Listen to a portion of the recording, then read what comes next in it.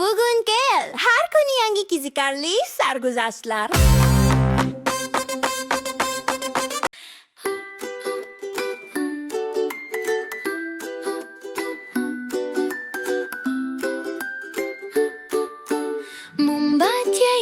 Kuvnoq va kuchukchaniku boshqarishga tayyor. Ular qadimgi shahar Kyotoga sayohat qilishdi. Ma'badlar va bog'larda aytilmagan hikoyalar bor. Kingakujidan oltin pavilyongacha Movavaniku aniqlik bilan kashf etadilar. Harashiyamaning bambuklari orqali ular o'ynashadi va o'ynashadi. Samuray qishloqlarida ular qolish uchun shu yerda. Movavaniku butun yo'lda kulishdi. Kyoto ibodatxonalari orqali ular har kuni kashf etadilar. Nijo qal'asidan Geisha Inoyatigacha ular Kyotoni yuzlarida tabassum bilan kashf qilishadi. Zen bog'larida juda toza toshlar bilan Movavaniku har bir o'rindiqda tinchlik topadilar.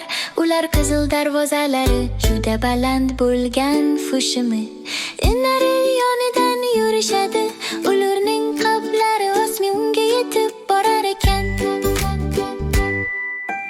Samuray qishlog'ida ular o'yin kulgi uchun kiyinadilar. Mombazirda Niku esa qochmoqda. An'anaviy choyxonalarida ular o'z yo'llarini ikishadi. Kyoto madaniyati orqali har bir quvonchli kun. Movavaniku butun yo'lda kulishdi. Kyoto ibodatxonalari orqali ular har kuni kashf etadilar. Nijo qal'asidan Geisha Inoyatigacha ular Kyotoni yuzlarida tabassum bilan kashf qilishadi.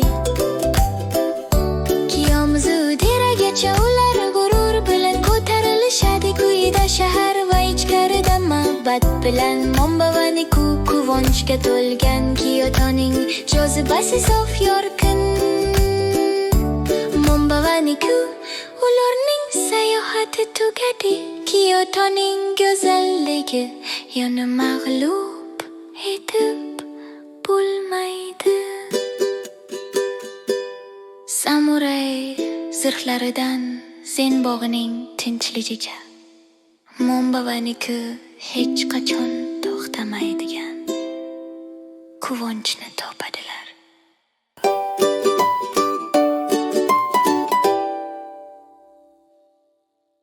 Like, share, subscribe biz bilan birga bo'ling.